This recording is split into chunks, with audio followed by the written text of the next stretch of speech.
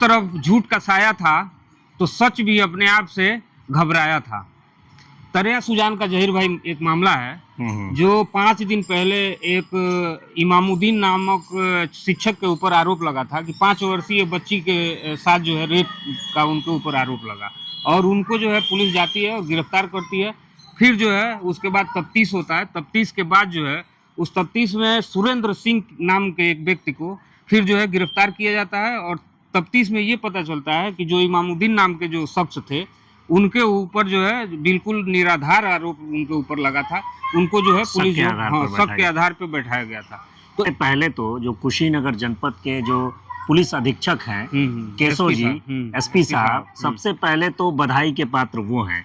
और पूरे जनपद को के लोगों में, चाहे वो किसी भी समुदाय के हो, किसी भी जाति के हो, किसी भी धर्म के हो, उनके अंदर ये विश्वास पैदा कर रहे हैं कि किसी भी मामले में किसी के जाति धर्म के आधार पर उसको नहीं फंसाया जाएगा, बल्कि जो एक्चुअल दोषी है, जो हकीकत में दोषी है, जो सही में अपराधी है, वो अगर किसी कोने में भी छिपा होगा तो उसे निकाल कर जेल के सलाखों के पीछे भेजा जाएगा। तो सबसे पहले हम अपने पुलिस कप्तान महोदय को धन्यवाद देना चाहिए और धन्यवाद के वो पात्र हैं भी, क्योंकि जनपद में जब से वो आए हैं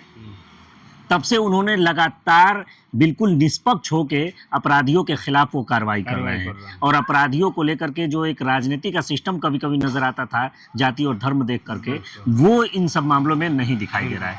दूसरी चीज, एक बच्ची के साथ अपने कुशीनगर जनपद में इस तरीके का हैवानियत हुआ, ये बड़ा ही शर्मिंदगी और बड़ा ही कह लीजिए दुख की बात है कि किस तरीके से लोगों की संवेदना मर चुकी है और कैसे लोग इतने राक्षस हो चुके हैं कि बच्चियों को भी नहीं छोड़ रहे हैं। लेकिन अब चूंकि बच्ची के साथ ये घटना हुआ और जो कहने वाले कहते हैं कि शायद इस घटना को देखने के लिए, चाहे इन सब चीज़ों को देखने के लिए प्रिंसिपल ने देखने की कोशिश की थी,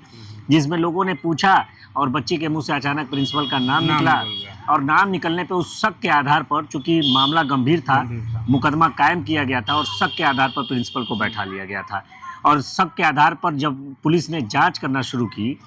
तो उसमें कुछ गुंजाइश ऐसी दिखाई दे रही थी कि इसमें कोई और भी शामिल है, जिसको लेकर के पुलिस अधीक्षक महोदय की तरफ से एक जांच टीम गठित की गई और जांच टीम गठित करने के बाद जिसका नाम आपने जिस अपराधी का बताया है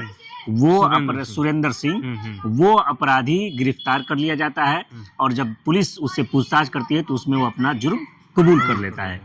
लेकिन शक के आधार पर अभी पुलिस बैठाती है तो कुछ तमाम चैनल, जो तमाम मीडिया, तमाम ऐसे लोग हैं जो लगातार सिर्फ एक एंगल तलाशते हैं कि इसमें मजहबी एंगल मिल जाए तो इसको लेकर के किसी तरीके से लोगों के बीच में जहर घोलने का काम किया जाए, नफरत फैलाने का काम किया जाए। मीडिया का ये काम नहीं है, निष्पक्षता उनको रखना चाहिए। सभी मीडिया ऐसी नहीं है,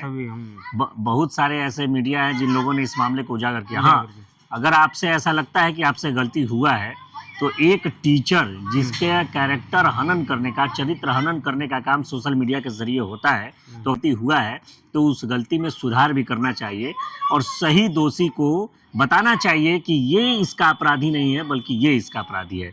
तो इस वीडियो बनाने का मकसद सबसे पहले ये है कि जो हमारे पुलिस कप्तान महोदय हैं उनको धन्यवाद कि आपकी जो कार्रवाई है वो लोगों में एक विश्वास पैदा कर रही है कि अपराधी करने वाला किसी भी मजहब का होगा, किसी भी धर्म का होगा, वो जेल के सलाखों के पीछे होगा और बेकसूर किसी भी मजहब का होगा उसे फंसाया नहीं जाएगा। और हम सभी के तरफ से कुशीनगर पुलिस को आप सभी के सराहनीय कार्य के लिए बहुत बहुत धन्यवाद। जय हिंद।